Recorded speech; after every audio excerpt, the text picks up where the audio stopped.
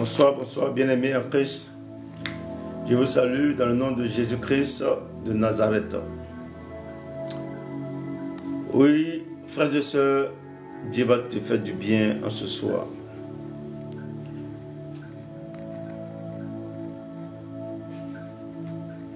Le thème de ce soir est le suivant: la justice de Dieu. Tiré de Romains 1 à partir du verset 18. Romains 1 à partir du verset 18.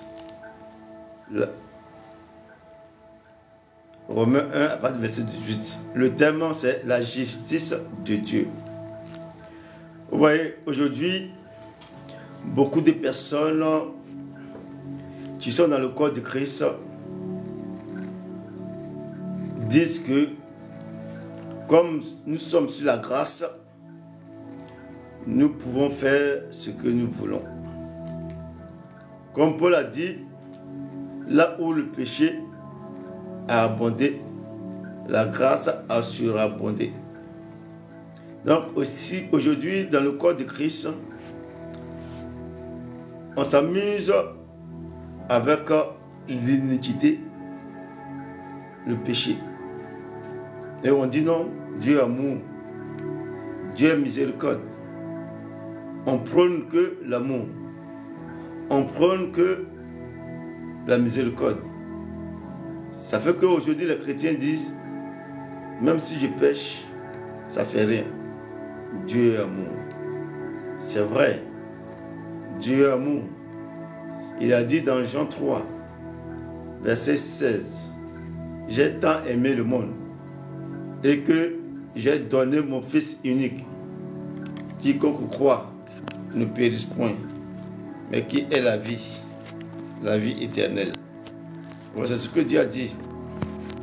Mais il y a une condition. Il dit quiconque croit.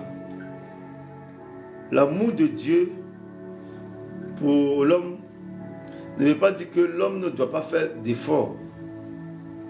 L'amour de Dieu doit permettre à l'homme de s'attacher à la parole de Dieu, de se familiariser à la parole de Dieu.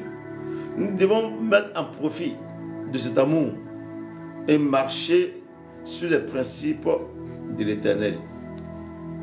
Quand quelqu'un t'aime, quand quelqu'un t'apprécie, quand quelqu'un fait des sacrifices pour toi, toi aussi à ton tour, tu dois faire des efforts pour lui prouver cet amour qu'il t'a donné.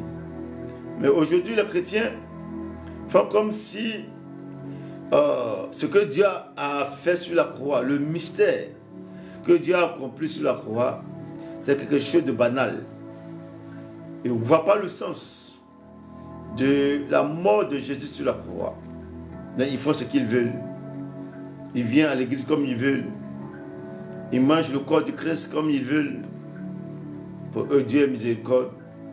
Il va comprendre. Bien aimé, Dieu ne peut pas comprendre.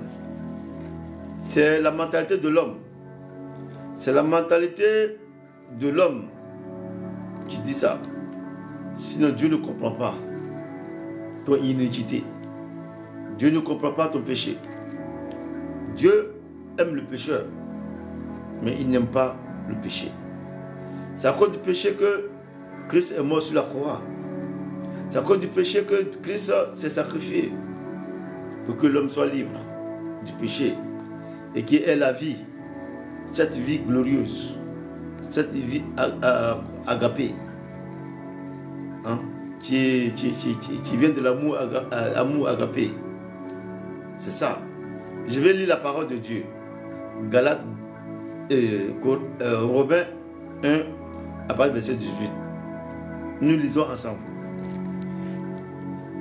La colère de Dieu s'élève du ciel contre toute impiété et toute injustice. Excusez-moi une minute.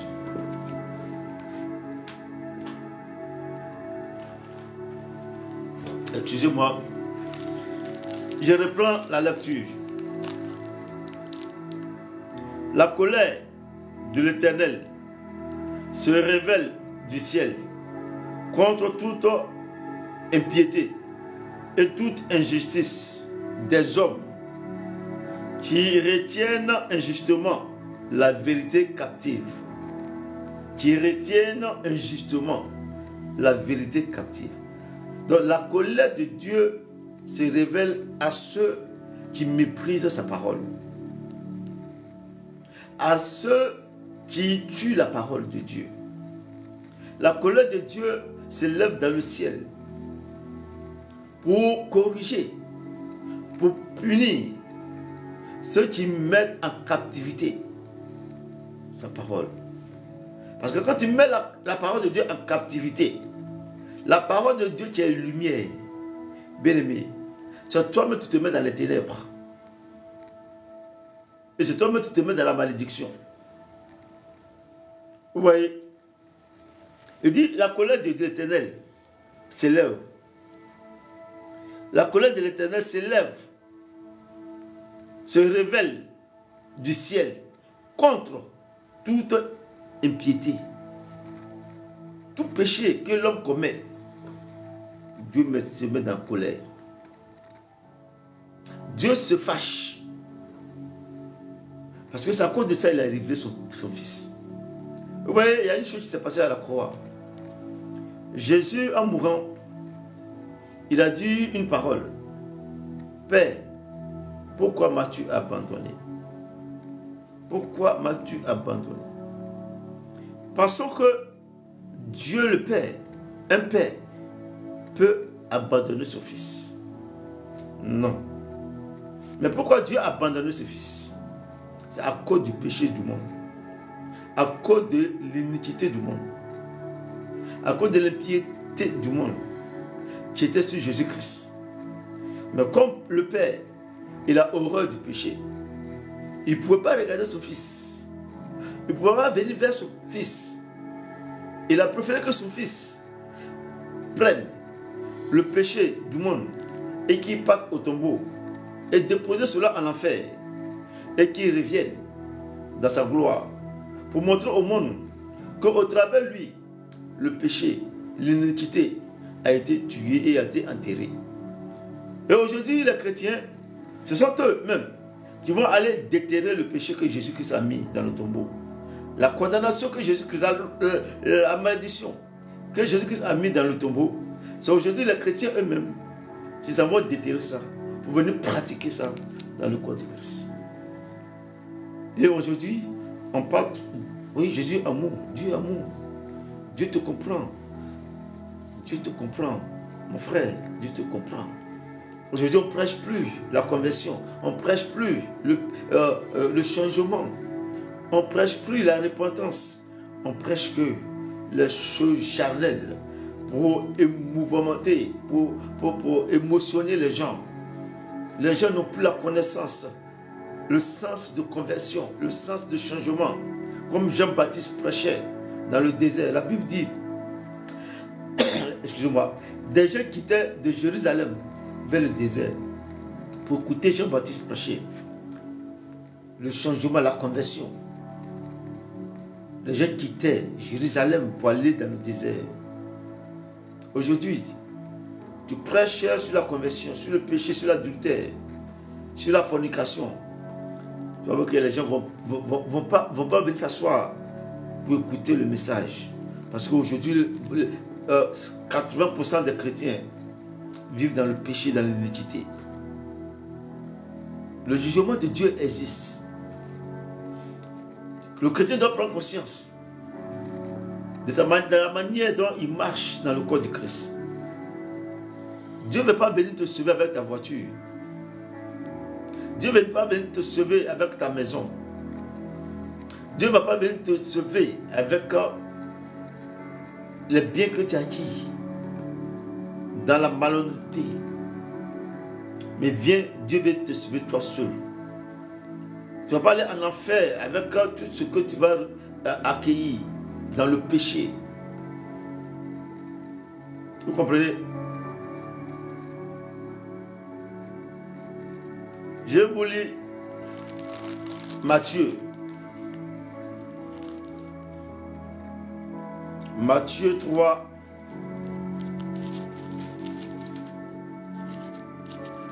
Verset 8.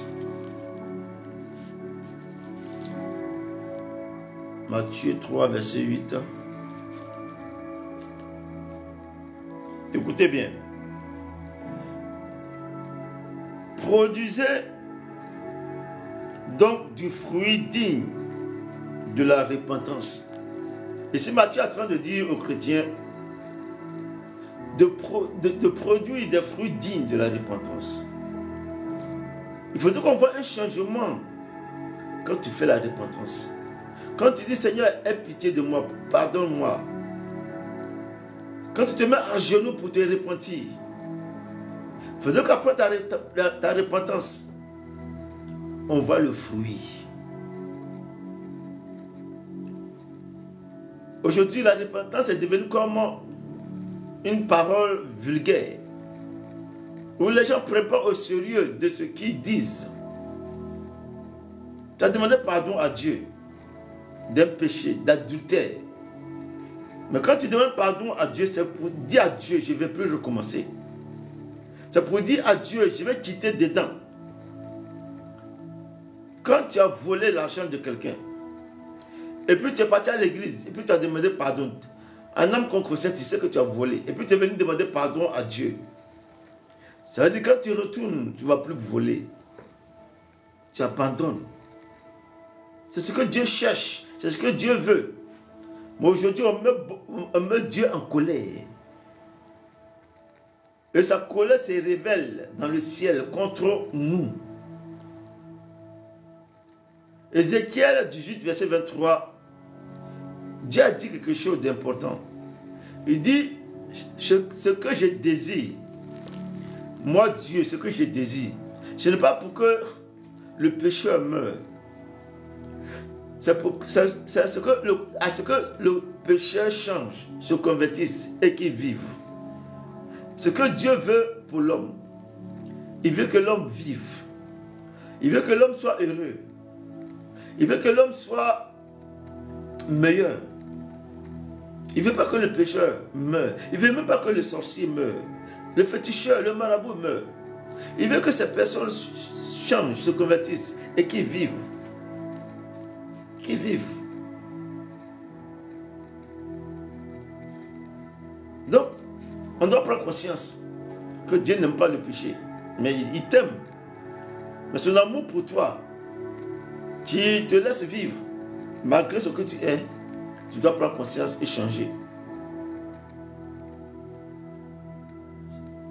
Ne profite pas de la grâce que nous avons pour continuer à vivre comme tu le fais, comme nous le faisions.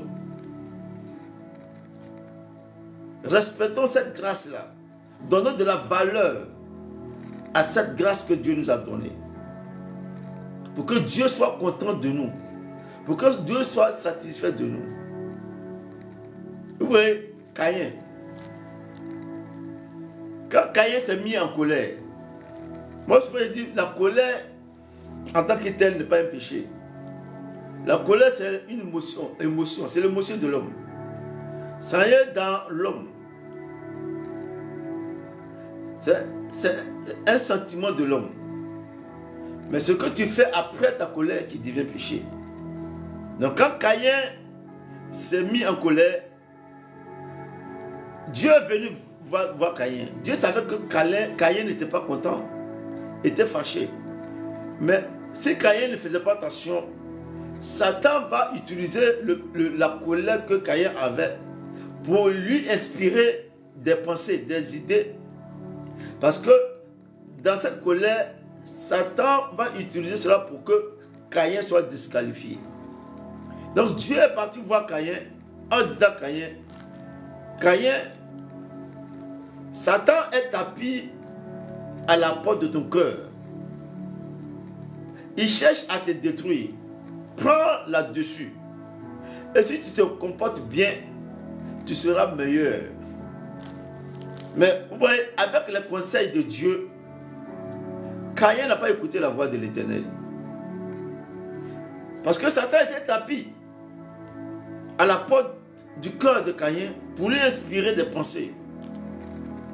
Parce que Satan utilisait la colère, qui était une porte d'entrée dans la pensée de Caïn. Et il a commencé à injecter des pensées. Tue-le. Il t'a déshonoré. Tu es le grand frère. Il s'est mal comporté. Dieu l'a aimé plus que toi. Élimine-le pour que tu sois seul. Ça sont les pensées de Satan. Et Caïn a considéré la voix de Satan. Et il a abandonné la voix de Dieu qui était une voix de salut. Et il a tué son frère. Vous voyez où la colère peut révéler la colère de Dieu. Vous voyez où la colère de l'homme peut l'amener à pécher en refusant d'écouter Dieu. Et Caïn a tué son frère. Quand Caïn a tué son frère, la sentence, le jugement était immédiat. C'est parce que Dieu aimait Caïn. L'amour de Dieu pour Caïn était un amour puissant. Dieu aimait Caïn, c'est pour ça qu'il est parti lui parler. Donc, Caïn, en faisant ça, va subir le jugement de Dieu. Et Dieu l'a chassé de sa position de gloire à une position de malheur, en mettant un signe sur Caïn.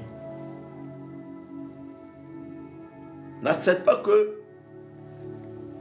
Dieu mette un signe qui est contraire à celui du Saint-Esprit qui est sur toi. N'accepte pas que Satan t'éloigne de ta position royale. Parce que le jugement de Dieu pour toi va t'éloigner de cette position glorieuse. Je finis avec Ananias et Saphira. Beaucoup de chrétiens parlent de la grâce en disant que la grâce est là. En disant que oh, Jésus-Christ est mort pour nous. Son sang nous a justifiés. C'est vrai, c'est vrai. Et c'est la réalité. Le sang de Jésus nous a justifiés. C'est pour cela que nous devons prendre conscience à ne plus blasphémer le nom de Dieu.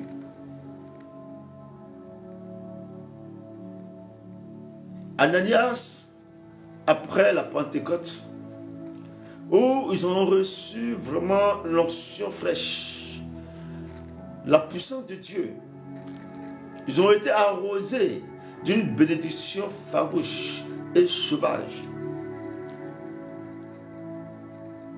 Ananias et Saphira, dans leur joie, dans leur manifestation de la joie de la Pentecôte, ont décidé de vendre leur terrain et de venir donner l'argent aux apôtres, parce que les gens mettaient tout en commun pour partager. Ils avaient décidé de vendre l'un de leurs terrains et de donner l'argent aux apôtres, à la communauté. Mais vous voyez, Satan va... Oh, Satan, il est fort, mais il n'est pas fort plus que Dieu. Il est rusé. Respectez Satan, mais éloignez-vous de lui. Et Satan est venu leur inspirer une pensée. Et ils ont réfléchi les deux. Quand ils ont vendu le terrain, ils ont vu que l'argent était beaucoup. Ils ont divisé l'argent en deux parties. Et quand Ananias est venu voir les apôtres pour leur donner l'argent, la moitié de l'argent, ils n'ont pas dit que c'était la moitié de l'argent. Pour eux, pour les apôtres, c'est l'argent qu'ils ont vendu et le terrain qu'ils ont vendu. Et ils envoyaient l'argent. Mais comme ils étaient dans un moment de grâce, et dans la présence du Saint-Esprit, dans une onction fraîche, le Saint-Esprit qui est en Pierre. C'est pour ça que Jésus a dit, quand le Saint-Esprit viendra, il vous révélera ce qui est caché dans le cœur des gens. Bien aimé, quand tu as le Saint-Esprit, personne ne peut te cacher quelque chose. Ton ennemi ne peut pas te cacher quoi que ce soit. Personne ne peut te cacher quoi que ce soit. Si tu es en communion, frère, avec le Saint-Esprit, il va te révéler. Dieu va te révéler ce qui est caché à cause du Saint-Esprit qui est en toi. C'est pour cela qu'il a dit dans le Deutéronome 29, verset 29, ce qui est caché est de Dieu et ce qui est révélé est au Fils. Donc les fils qui sont ceux qui sont conduits par le Saint-Esprit, comme le dit Romains 8, verset 14, tous ceux qui sont conduits par l'Esprit de Dieu sont fils de Dieu. Donc ce sont les fils de Dieu que ce qui est caché leur sont révélés. Donc Pierre, en étant dirigé, conduit par le Saint-Esprit va lui révéler ce que le complot que Ananias et sa femme ont eu à faire. Et Pierre va dire à Ananias, Ananias, pourquoi mens-tu au Saint-Esprit? Il n'a pas dit pourquoi mens-tu à Dieu, parce que le Saint-Esprit aussi c'est Dieu. Mais il a dit pourquoi mens-tu au Saint-Esprit? Vous voyez, le Saint-Esprit a révélé le secret caché d'Ananias. En même temps, Ananias est tombé. Le Saint-Esprit l'a terrassé. Et Ananias est mort. Et ils l'ont pris pour aller l'enterrer. Sa femme Saphira vient. Et il vient demander après son mari, et mon mari n'est pas revenu. On dit, il est venu, mais le voici qui s'en va là-bas. Pierre demande à Saphira, est-ce que c'est comme ça, vous avez vendu le terrain? Saphira aussi vient dire oui. Oui, maître. C'est comme ça que nous avons vendu le terrain. Et Pierre va répondre à Saphira, pourquoi toi et ton mari vous êtes entendus pour mentir au Saint-Esprit? Aujourd'hui, dans le corps de Christ, beaucoup de chrétiens baptisés mentent au Saint-Esprit. Mentent au Saint-Esprit qui est en eux. Par leur manière de se comporter, ils mentent au Saint-Esprit. Mais ils ne savent pas qu'ils sont en train de mentir à eux-mêmes. Ils ne savent pas qu'en mentant au Saint-Esprit, ils sont en train de se condamner eux-mêmes. Ils sont en train de se tuer eux-mêmes. Beaucoup dans le corps de Christ banalisent la présence de cet esprit qui est en eux. Jésus a dit, vous pouvez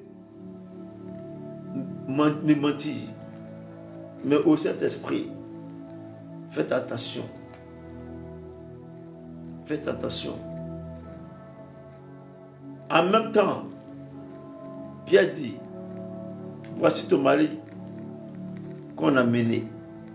Tu vas le suivre. En même temps, Saphira est tombée. Elle est morte. Si c'est à nos jours, les gens vont dire non, pourquoi tu as prié, pourquoi l'onction de Dieu, pourquoi dans ta prière quelqu'un est décédé? Mais au temps des apôtres où le Saint-Esprit était vraiment... Mais le Saint-Esprit a terrassé des gens. Je dis, tellement qu'on a dilué la puissance du Saint-Esprit. On a dilué le mouvement du Saint-Esprit. Le Saint-Esprit ne joue plus ce rôle de jugement. Et les gens font de n'importe quoi dans l'église. Les gens se lèvent, font manger le corps de Christ comme ils veulent. Parce qu'il y a la grâce. Au temps d'Ananias et Saphira, il y avait la grâce. Mais le Saint-Esprit les a terrassés. Chrétien, c'est pour vous te dire, en ce soir, prends conscience de ta vie chrétienne. Prenez conscience de notre vie chrétienne. Prenez conscience de nos baptêmes. Le baptême que nous avons eu. L'Esprit de Dieu que nous avons eu. Prenez conscience à cette personne. Et ayons la crainte de l'Éternel. Ayons la crainte de Dieu. Ayons le respect pour sa parole, pour son message. Et ne laissons pas le diable nous manipuler. Ne laissons pas le diable nous éloigner de notre position glorieuse, qui est celle que Dieu nous a donnée. Que l'Éternel soit avec toi. Et que l'Éternel soit dans ta maison. Et que le Saint-Esprit, qui est notre intercesseur, intercède pour le corps de Christ. Le corps de Christ qui s'en va à sa perdition. Que le Saint-Esprit éclaire le corps de Christ. Et que le corps de Christ puisse se familiariser à la parole. Et que cette parole change, illumine, donne lumière dans ce monde, au travers de nous qui avons reçu le Paraclet. Et que la parole puisse être annoncée pour toucher le cœur des gens. Ne laissons pas la parole mettre en cage, en captivité. Libérons la parole. Libérons la parole, la bonne nouvelle. Chrétiens, libérons la bonne nouvelle. Pour que Jésus soit séduit. Au nom de Jésus. Bien-aimés, vous tous qui êtes à Belleville, il y a une bonne nouvelle. Nous aurons un séminaire. Un séminaire de 3 jours. À partir de mardi 12 au dimanche 14. Le séminaire dont le thème est « Tu dois triompher ». La victoire est en toi par le renouvellement de ton intelligence. Donc le thème général, c'est la puissance de la pensée. Parce que quand ta pensée est renouvelée, tu es victorieux. Donc le thème, c'est la puissance de la pensée. Le thème du séminaire. On aura des hommes de Dieu, le berger André, tu seras là. Le berger Jaurès, tu seras avec nous. Il y a la chantre Victoire Glorieux, le cœur Saint-Paul Silas, qui vont nous faire adorer l'Éternel. Si vous êtes à Belleville, à Beau-Belleville, vers l'école d'Israël, en face de la boutique La Moussa, notre siège est là. Nous prions tous les dimanches avec tempête de prière à l'espace Cabot. Le lieu, c'est l'espace Cabot. Mais le séminaire va se faire vendredi au dimanche. Donc nous vous invitons, vous tous, vous qui êtes à Beau-Baoulé, vous qui êtes à Angré, vous qui êtes à Bobo, si vous pouvez, vous avez la possibilité de venir. Venez et vous allez entendre de bonnes choses. Et notre mentalité, notre pensée va changer. Si ta mentalité change, de bonnes choses vont se faire. Que Dieu bénisse. Au nom de Jésus. Je vous aime. C'est le berger Jonas Marie. Amen. Amen. Amen.